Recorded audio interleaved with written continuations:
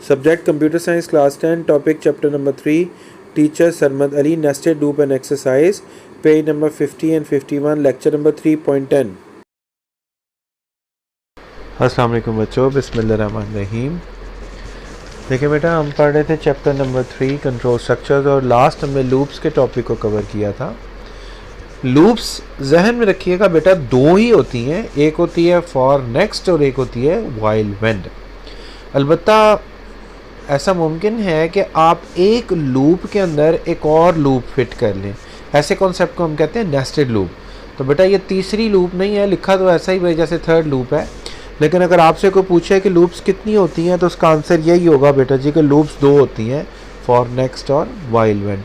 Nested का मतलब है inside a loop for a while there can be one or more loops for a while.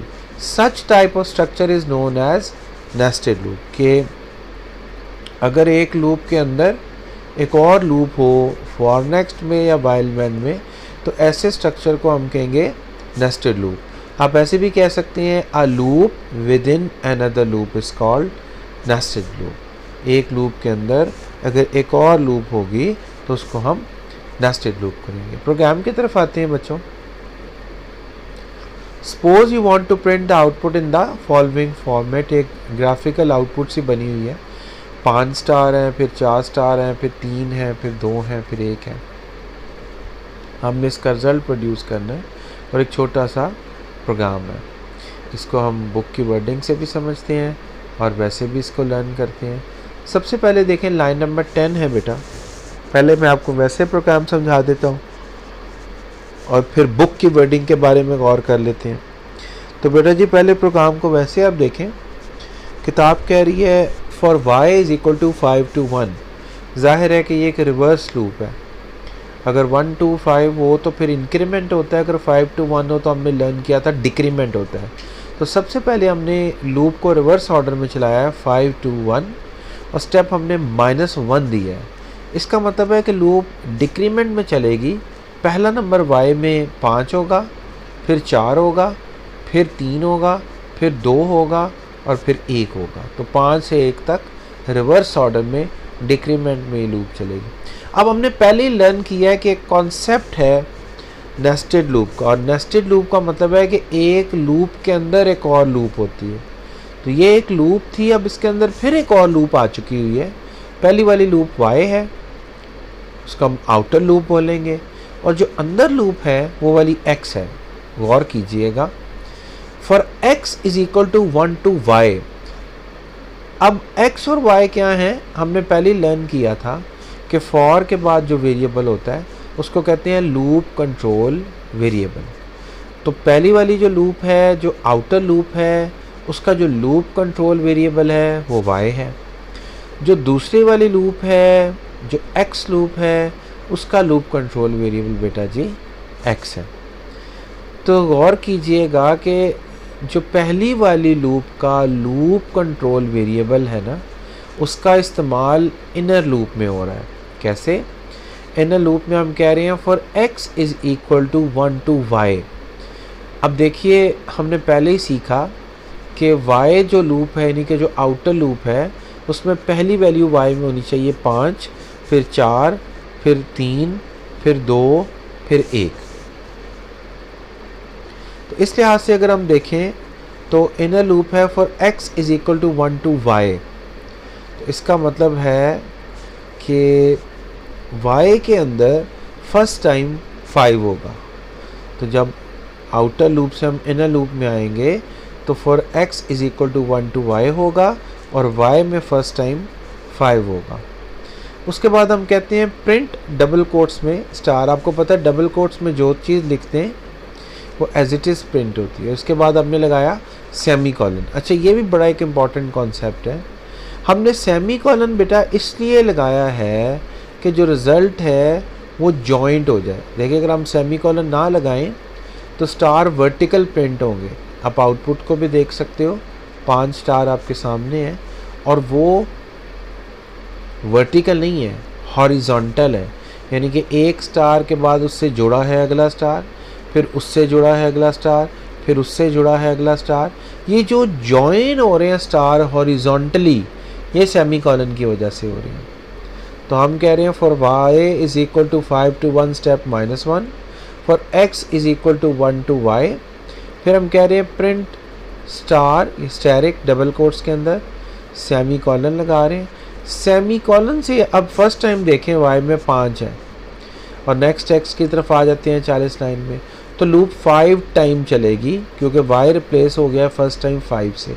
For x is equal to 1 to 5 print star next x।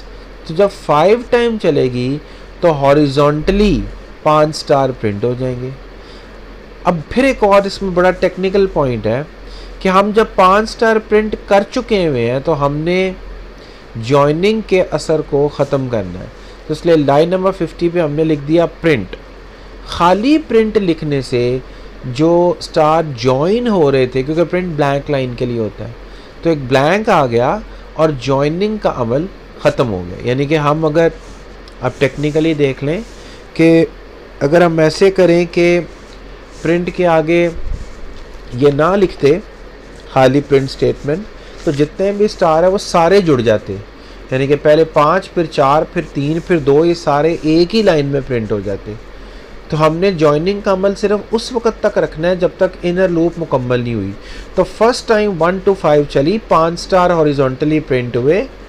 Print से हमने joining का अमल ख़त्म किया। Next y से y दोबारा चली क्योंकि उसने पहले 5 पे चली थी, अब 4 पे चलेगी। तो अब क्या होगा, for x is equal to 1 to 4 फिर 4 स्टार प्रिंट हुए। प्रिंट से फिर जॉइनिंग का अमल ख़त्म किया। इसी तरह फिर बेटा 3 स्टार प्रिंट होंगे, फिर इसी तरीके से फिर अगले 2 स्टार प्रिंट होंगे। तो इस तरीके से पहले 5 होंगे, फिर 4 होंगे, फिर 3 होंगे, फिर 2 होंगे और लास्ट में आपका एक जो स्टार है, आखिरी जो स्टार है वो प्रिंट हो जाएगा। इस तरीके से ये प्रोसेस जो है आपका चलता है, लूप एंड हो जाएगी। ज़रा बुक की वर्डिंग में देखते हैं। किताब कहती है this program contain 2 loops, the outer loop is from the line number 10 to 60। तो हमने भी यही देखा था कि हमारे पास 2 लूप्स हैं। 10 से लेके 60 तक जो लूप है वो आउटर लूप है क्योंकि फॉर y से शुरू होगी और नेक्स्ट y पे ख़त्म होगी। कहता है जी the program contain 2 loop, the outer loop is from the line number 10 to 60 and inner loop is from 20 to 40। In the line number 10 initially y is assigned a value 5। Line number 10 में मैंने आपको बताया कि 5 values को मिली। Since the value of y is greater than 1, the control is transferred to line number 20 which cause the inner loop to execute 5 time resulting into printing 5 star in 1 row। 1 row में क्यों आ रहे हैं, क्योंकि आपने print star के बाद semi colon लिख दिया। The statement on line number 50 will transfer, printer लिखा हुआ है बेटा, इसको ठीक करके पॉइंटर कह लें, control to the beginning of the next line। when the line 60 is encounter, the control go back to the line number 10, तो दोबारा लाइन नंबर 10 में चलेगा। अब जो वैल्यू है y की वो क्या हो जाएगी 4 and once again the inner loop is executed 4 time और रिजल्ट करेगी कि 4 दफ़ा स्टार एक रो में प्रिंट हो। This process will continue till the value of y become 1, after that it will come to an end. Next बेटा exercise को हल करते हैं। हमारे पास 8 जो हैं वो फिल इन द ब्लैंक्स है। पहला देखिए, it is recommended to avoid the use of go to statement, इसमें खाली जगह पे गो टू आएगा। दूसरा देखें, go to statement provide 1 transfer point, क्योंकि गो टू स्टेटमेंट में एक ट्रांसफ़र पॉइंट होता है। तो देखो, the for next loop transfer control based on a condition. और इसी तरीके से फोर्थ वाले का देखें, maximum dash transfer point can be specified with on go to. तो ऑन गो टू में जो मैक्सिमम ट्रांसफ़र पॉइंट होते हैं वो 255 होते हैं। फिफ्थ देखें, on error go to statement dash error trapping feature of BASIC, enable error trapping feature of BASIC. इसी तरह सिक्स देखें, in BASIC every error is assigned a unique code, और उस यूनिक कोड का जो आगे नाम होते हैं वो अगले MCQs में है। A special variable name ERR is assigned an error code on the occurrence of an error in BASIC, or a special variable name ERL is assigned to the line number where an error occur in basic. अगला है जी, when an error occur in a basic program, the control may be transferred to dash routine. तो इसका answer है error handling routine.